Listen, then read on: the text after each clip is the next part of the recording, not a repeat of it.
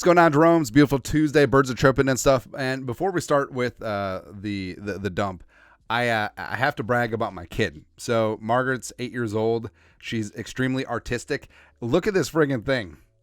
Oh my God. Oh my goodness. It's gorgeous. It's going to be hanging up on the wall. Tchotchkes and stuff. She's made a couple of cameos in some videos, but this is a jaguar. And she says that it's our cat. It's amazing. Like, I don't know where she gets her artistic gene from. My wife is not artistic. I certainly am not. So this is amazing. Absolutely love Mike. Just amazing, man. I love her. Something I don't love is the Vikings ending the season. But the Vikings did the whole clean out your lockers day and last meeting with the media jackals, that whole stuff. And it's always tough, man. And because teams are this organism that is made every single year, and every single one is different.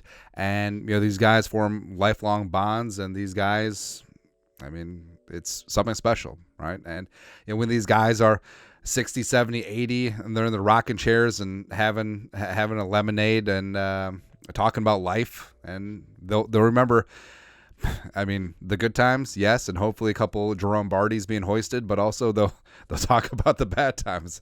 Like they will talk about, hey, remember the Passionate? Hey, remember Nick Mullins? Hey, remember all these crazy things? Yeah, still tough, man. But speaking of Dobbs, so Star Tribune captured this picture, and I think this says a lot. So Josh Dobbs has talked about how he's bounced around the league as a backup, and when he was with the Cardinals, after he had been traded from the Browns, it took months for him to be able to move all the stuff from Cleveland to his place in Arizona. As soon as it got there, he got traded to Minnesota, and we had some fun moments with Josh Dobbs. The whole Passionate phenomena was great, and could O'Connell have catered the offense more to his skill set as a running quarterback? I think yes, but also I understand how difficult it is to change course midstream. But Passionate, is he a starter in this league? No.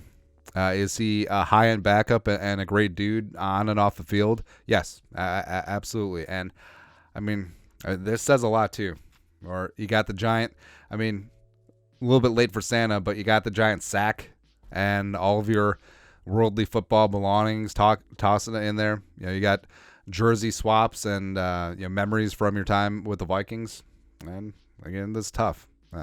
Also tough is Brian O'Neill. So first off, Brian O'Neill was playing with a broken bone, but he missed the last couple of games. But that's a tough ass dude. And he says that broken, like, metatarsal or partially fractured metatarsal, worst pain he's had in his career. And he popped an Achilles last year. So that's pretty astounding. But Kevin Seifert, who's not Carl Gerbschmidt. Brian O'Neill on whether he wants Kirk Cousins back. Absolutely. 1,000,000,000%, which is not a number. You think that they would have better math classes at Pitt. Maybe he didn't go. I don't know. I'd tell anybody that 10,000%. I'd rather have nobody else than Kirk under center for us. Meanwhile, Nick Mullins is just standing next to him like, But that's the thing too, where I feel like the dialogue is completely different. Where if the locker room is sort of out on Kirk, guys wouldn't be standing for him. Like Jefferson wouldn't be going to bat for him. Brian O'Neill wouldn't be throwing his full weight behind him either. And it's clear that Kirk is the leader of his locker room. And Kirk's talk about potentially taking a hometown discount. I feel like that resonates too. If he wasn't interested, I feel like he would have just done the coach speak, player speak thing, just like we'll take it one day at a time. We'll cross that bridge when we get there. But no, I think Kirk is in. I think it's a very high likelihood that Kirk is back with the Vikings in 2024. And again, that does not preclude them from drafting a quarterback high, which I certainly think they should do as well. Also, speaking of guys, so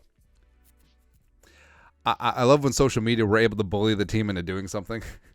And Dalton Risner was one of those just the entire offseason. What about Risner? All training camp. What about Risner? And then when he still wasn't signed by any team, you're just like, maybe something's wrong with Risner. But the Vikings finally got it done, and then they finally started him when Ezra got hurt, and Ezra went off to Jacksonville, gonna get some tackle money, which is great. But I mean, Dalton Risner is a good dude. He's a fantastic interview.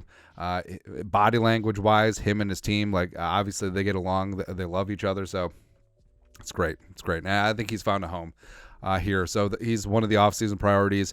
Get a new deal with him done and go from there. That's right. And through all the ups and downs, Dalton Risner just had a smile on his face, and it makes you wonder. It's like, so all the rumors and conjecture was out. It's like, was it something medical? Was it his sideline exchange with Brett Rippon last year? Did that cost him? Oh, he's a bad teammate. I mean, no. I mean, you're in the heat of battle and you say some things. It happens, right? But Dalton Risner needs to stay in purple long term. Also in purple long term is Justin freaking Jefferson. Seaford again, who's not Carl Gershmitt. Justin Jefferson had a great answer when asked if the Vikings have the capacity to win the Super Bowl during the prime of his career. Quote, as long as I'm part of the Vikings, I'm always going to think that we have a chance at the Super Bowl, end quote. And I forgot who pointed this out. It was one of the beat writers, but it was when Jefferson plays more than a half of football in 2023, the Vikings were 1-8. But either way, obviously that's not causation, and Justin Jefferson is the best wide receiver in the game, and the Vikings have the best chance to win with JJ out there, and that's all he wants to do is win. And I think that with a healthy Kirk, with a healthy JJ, with Addison, with a healthy Hawkinson, I mean, this offense is going to be special. It's going to be very, very special. And I think the Vikings will have a great chance to win a Super Bowl in the next couple years with JJ in that mix.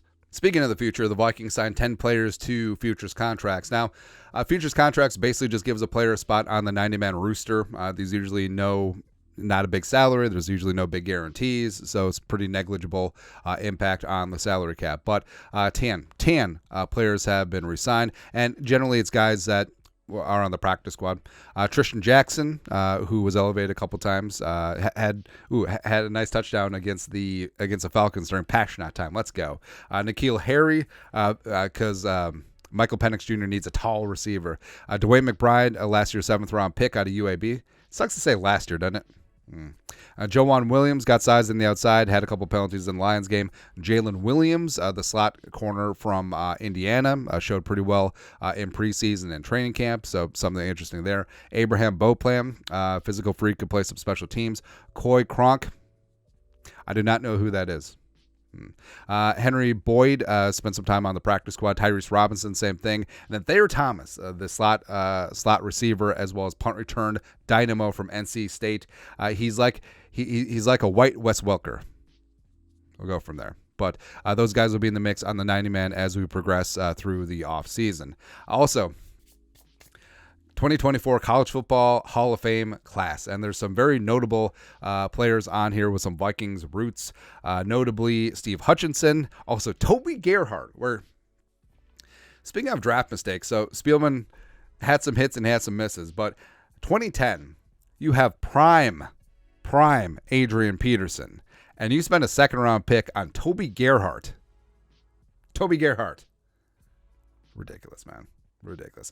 Also, Randall, Otis, Moss is going to be all up in there. And it's a shame that Randy Moss wasn't in this earlier, but Randy Moss and Marshall. So I've relayed the story a bunch. I'll tell it again. Randy Moss was the first player that got me interested in scouting for the draft, right? So back in 98, I mean, scouting as much as you could because internet wasn't really a thing back then, but getting all the Sports Illustrateds and sports magazines and everything you get your hands on, just looking for that number 88 Marshall.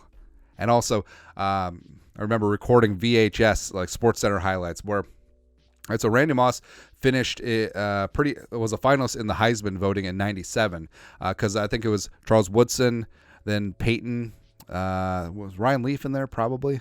Then Randy Moss was all up in there too, playing at tiny Marshall because I mean Marshall's still like a mid-major school, but Marshall was tiny. Like Marshall was transitioning from 1AA at the time because he only played a 1 year 1A ball at Marshall as they were coming on up. But I just remember watching the highlights, and they were amazing. Like that screen pass that he took like 96 yards to the house, where against Army, and where he like hurdled some dude who's probably like a major or a lieutenant colonel leading a battalion right now. Like he's telling all of his kids, all of his privates, like, hey, I got hurdled by Randy Moss playing college football back in the day. It's great, but these numbers are Lulu insane. So first off, he was supposed to go to Notre Dame, didn't work out. Then he was supposed to go to Florida State, didn't work out. How bad are things where you get kicked out of Florida State? Like, honestly, when's the last time Florida State kicks someone out of school? Doesn't make sense. But either way, it worked out. He's from Rand, West Virginia, Marshall, up there in the Appalachians, and did the damn thing. So, again, 96. So, people always talk about 97, but 96 went against one AA competition, 78 for 1709, 21.9 yards per catch, and 28 touchdowns is pretty damn good. And also, he was a prolific kick returner as well. It wasn't even fair. 97. So 97 was when he hooked up with Chad Pennington. And also, Chad Pennington's kid is the starting quarterback for Marshall now? That'll make you feel old. But his Heisman finalist campaign, 96 for 1820 and 19 yards per catch and 26 touchdowns. Let's go. Let's go, man. It was just, that's insane. That's insane, man. And again, Randy Moss was the first guy that was just like, I want him on my football team. And he fell down the draft board. And the Vikings are very good at getting receivers in the 20s. Because you had Randy Moss, you had Justin Jefferson, you got Jordan Addison. It's pretty damn good. Rest of this class, so I don't recognize everyone. So going from the top left to right, so Justin Blackman, I think Justin Blackman is still technically a Jaguar. He's just suspended forever. I don't know who Cameron is. That's not Tim Couch. Is that like Dick Couch? No, Dick Couch was an author. Warwick Dunn, the pride of Florida State, was fantastic. Armonte Edwards, Appalachian State. Let's go. Let's go. Leading that Michigan upset. Let's go, baby. Let's see, Deion Figures. I just remember him from the Jaguars. I don't know where he played college football. Larry Fitz at Pitt, doing that. Yeah, Larry Fitz wearing the numero uno at Pitt. Was looking good. Toby Gerhart. Dan Hampton, I'm guessing. I don't know where he played college ball. Hutchinson, Michigan, whatever. Antonio Langham. So I remember Langham on the Browns. I think he played at Alabama. Yeah, Moss with Marshall. Julius Peppers, UNC represent. And again, Peppers probably could have gone to the NBA as well, but he goes into the College Football Hall of Fame and the Pro Football Hall of Fame same year. There you go. Paul Posluszny. The Penn State, back when Penn State was linebacker U. Remember like LeVar Arrington with like the cowboy collar just leaping over piles? That was great, man. Leroy Selman. Did he play at Tampa? No, he played for the Buccaneers. He played for some random college, I want to say. Anyways, Alex Smith at Utah, which, I mean, Alex Smith is to blame for putting Urban Meyer on the map. Let's see, Kevin Smith. Is that UCF or someone? I don't know. Ward, Danny Woodhead. What school did he play at? That's gonna bother me. It's someplace out west. It was like, that's gonna bug me. I don't want to look it up because I'm too lazy. Mark D'Antonio, and then I don't know who Hale is, and then Frank Solich took over for Tom Osborne. It's not Coe College because that was Fred Jackson. It was. I want to say it was in Nebraska. Doesn't matter. I'm sure we'll get it in the comments. But yeah, Randy Moss is that dude. And speaking of that era, so that era was fantastic because the last time the Vikings drafted at number 11 was 1999 after they traded Brad Johnson to Washington, and the Vikings got that pick back. They got Dante Culpepper. Get your roll on, baby. And I mean, a lot of highlights of my youth was Dante just chucking it up to Randy Moss. Let's go. Dante with the small hands, fumbling all the time. But, I mean, Dante Culpepper, I mean, he should have won the MVP that one season. And, I mean, he was just great. He was just great, man. Where also, he sort of redefined the quarterback position because now it's common to have dudes who are built like linebackers playing quarterback. But back then, I mean, Dante was like 6'5", 260. Like, you just didn't see that. And also, it was hard. So UCF wasn't UCF at the time. So it was like watching grainy Zapruder film video. And yes, this is how they filmed it. When they were playing back in the day. It was great, though. Love me some Dante. So that's what happened last time the Vikings draft 11th. But that's it.